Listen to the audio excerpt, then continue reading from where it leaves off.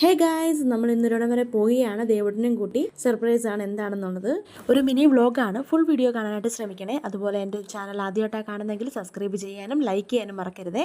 ഈ കാണുന്നത് ഞങ്ങളുടെ വെൺമണി ഗ്രാമമാണ്. ആലപ്പുഴ ജില്ല തന്നെയാണ്. സാധാരണ ഞാനും ദേവുട്ടിനും എങ്ങോട്ടെങ്കിലും പോകുമ്പോൾ ഏട്ടൻ്റെ കൂടെ തന്നെ സ്കൂട്ടറിലാണ് പോകാൻ പതിവ്. ഓട്ടോയിൽ പോകുമ്പോൾ അല്ലെങ്കിലും പുറംകാഴ്ച കാണാൻ പ്രത്യേക ഭംഗിയാണ്. ധ്രുവ് അതുപോലെ തന്നെ വണ്ടി സ്റ്റാർട്ടായപ്പോൾ തൊട്ട് പുറത്തോട്ട് നോക്കിയിരിക്കുക. വണ്ടികളും ഇലകളും ചെടികളും ഒക്കെ അനങ്ങുന്ന കാണുമ്പോൾ അവനൊരു ആശ്ചര്യം പോലെ. ഇന്ന് ഓട്ടോയിൽ യാത്രയാക്കി എന്താ വെച്ചാൽ ഭയങ്കര മഴയുമാണ്. അതുകൂടാതെ ഒരു സംഭവം വണ്ടിയുടെ പുറകിലായിട്ട് വെച്ചിട്ടുണ്ട്. ഞാൻ പ്രഗ്നന്റ് ആയിരുന്ന സമയത്ത് എനിക്കൊരു വയറ്റുവേന പോലെ വന്നു. അന്ന് ഞാൻ ഭഗവാനും ജനിച്ചു കഴിഞ്ഞിട്ട് അവനോ അവളോ ഞാൻ ഭഗവാന് തുലാഭാരം നടത്തിയേക്കാമെന്നൊരു വഴിപാട് പറഞ്ഞിരുന്നു. മഴയാണെങ്കിലും ഞാൻ ആ വഴിപാടും ആ വാക്കും ഞാൻ പൂർത്തീകരിക്കാൻ വേണ്ടിയാണ് മഹാദേവന് മുന്നിൽ ഇന്ന് പോകുന്നത്. ഞങ്ങൾ അവിടെ ചെന്ന് ദേവുടനെ കോടിമുണ്ടുടുത്ത് അമ്പലത്തിന്റെ അകത്ത് കയറി വഴിപാടുണ്ടെന്ന് പറഞ്ഞു തുലാഭാരം. അപ്പോൾ തന്നെ അവർ വന്നു. പക്ഷെ ആ സമയത്ത് ഞങ്ങൾക്ക് സാധനം കൊണ്ടൊന്നും വെക്കാൻ പറ്റിയില്ല. ദേവുടന് തുലാഭാരത്തിനുള്ളൊരു വാഴക്കൊലയായിരുന്നു. ജിതനേട്ടൻ ഒറ്റയ്ക്കാണ് ആ വാഴക്കൊല എടുത്തുകൊണ്ട് വന്നത്. കാരണം വേറെ ആരും മഴയായതുകൊണ്ട് കൂട്ടിന് വിളിച്ചില്ലായിരുന്നു. പിന്നെ ഞങ്ങൾ പെട്ടെന്ന് തന്നെ പോയതായിരുന്നു. തുലാഭാരത്തിന് വേണ്ടി ആ ചങ്ങലയും ത്രാസും ഒക്കെ എടുത്തിട്ടപ്പോൾ ശബ്ദം വളരെ ഭയങ്കരമായിരുന്നു. ദേവുട്ടനൊന്ന് പേടിച്ച് കരഞ്ഞ്. അത് കാരണം തുലാഭാരം ചെയ്തപ്പോൾ മൊത്തം കരച്ചിലായിരുന്നു. ദേവുട്ടെ കരച്ചിൽ മാറ്റാൻ വേണ്ടി ഏട്ടൻ കുറെ നേരം ശ്രമിച്ചു. അവൻ എന്നിട്ടും കരച്ചിൽ മാറ്റുന്നില്ല. വീണ്ടും വീണ്ടും എങ്ങിയടിച്ച് കരയുമായിരുന്നു. ഞങ്ങൾ ആ തുലാഭാരം പൂർത്തീകരിക്കണമല്ലോ. അതിൻ്റെ കൂടെ തന്നെ വാദ്യോപകരണങ്ങളുടെ ശബ്ദം ഭയങ്കരമായിരുന്നു. അതിനും പിന്നെ മുട്ടം കരച്ചിലായിരുന്നു. തുലാഭാരം കഴിഞ്ഞപ്പോൾ തന്നെ ഏട്ടൻ എടുത്തുകൊണ്ട് പെട്ടെന്ന് പോയി കരച്ചിൽ മാറ്റാനായിട്ട് കുറെ നേരം ഓരോന്നൊക്കെ കാണിച്ചു കൊടുത്ത്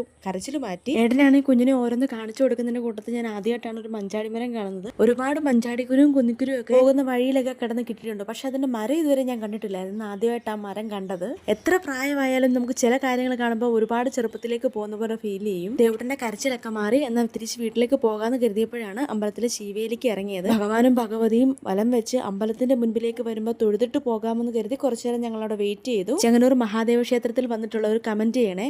അമ്പലത്തിൽ വന്നു കഴിയുമ്പോൾ നമുക്കൊരു പോസിറ്റീവ് എനർജിയും നമുക്കൊരു വല്ലാത്തൊരു ഫീലാണ് അവിടെ ഇരിക്കാൻ തന്നെ. നമുക്ക് നല്ലൊരു എനർജിയാണ് അമ്പലത്തിന്റെ അകത്ത് ഇരിക്കുമ്പോൾ ഉള്ളൊരു ഫീല്. ഞാൻ അമ്പലത്തിൽ തൊഴാൻ വന്നിട്ടുള്ള ദിവസങ്ങളിലൊക്കെ ഭയങ്കര തിരക്കായിരുന്നു അമ്പലത്തിൽ. പക്ഷെ ഇന്ന് പൊതുവെ ആൾക്കാർ കുറവായിരുന്നു. മഴയായതുകൊണ്ടാണെന്നാ തോന്നുന്നത്. അധികം തിരക്കോ തള്ളോ ഒന്നും ഇല്ലാഞ്ഞുകൊണ്ട് ദേവുട്ടന്റെ തുലാഭാരം നല്ല വൃത്തിയായിട്ട് ചെയ്യാൻ പറ്റി. ദേവുട്ടനാണെങ്കിൽ ഈ ഒരു സമയമൊക്കെ ആകുമ്പോൾ ഉറങ്ങുന്ന ഒരാളാണ്. അവനാണെങ്കിൽ ഉറങ്ങാൻ വേണ്ടി കിടന്ന് ഇങ്ങനെ വെമ്പുക. ഒരു 2-3 മിനിറ്റ് കഴിയുമ്പോഴത്തേക്ക് ഭഗവാനും ഭഗവതിയും അമ്പലത്തിന് ചുറ്റും വലം വെച്ച് രണ്ടിലേക്ക് വന്നപ്പോഴത്തേക്ക് ഞങ്ങളും അങ്ങോട്ട് നീങ്ങി നിന്ന് തൊഴാനായിട്ട്.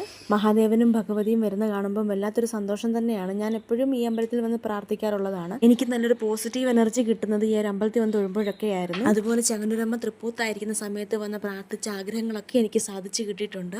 എനിക്ക് അങ്ങനെ ഒരുപാട് വിശ്വാസമുള്ള ഒരു അമ്പലമാണ് ചെങ്ങന്നൂർ മഹാദേവ ക്ഷേത്രം. ദേവനെയും ദേവിയെയും കണ്ട് മനസ്സ് നിറയെ എനിക്ക് പ്രാർത്ഥിക്കാൻ പറ്റി. അതുപോലെ തുലാഭാരവും നല്ല വൃത്തിയായിട്ട് ചെയ്യാൻ പറ്റി. അപ്പോൾ ഇനി അടുത്ത മഴ വരുന്നതിന് മുമ്പ് വീട്ടിൽ ചെല്ലണമല്ലോ. അപ്പോൾ ഞങ്ങൾ അവിടുന്ന് പെട്ടെന്ന് തന്നെ പിന്നെ ഇറങ്ങി. ഞങ്ങൾ തിരിച്ചു പോയത് പിന്നെ സ്കൂട്ടറിലാണ്. കാരണം മഴ ആ സമയത്തില്ലായിരുന്നു. വേഗം തന്നെ സ്കൂട്ടർ എടുത്ത് വീട്ടിലേക്ക് തിരിച്ചു പോവുകയാണ്. അപ്പോൾ ആദ്യമായിട്ട് എൻ്റെ ചാനൽ കാണുന്നെങ്കിൽ സബ്സ്ക്രൈബ് ചെയ്യാൻ മറക്കരുത്. അതുപോലെ ലൈക്ക് ചെയ്യുക, ഷെയർ ചെയ്യുക. Tata, bye bye, see you soon.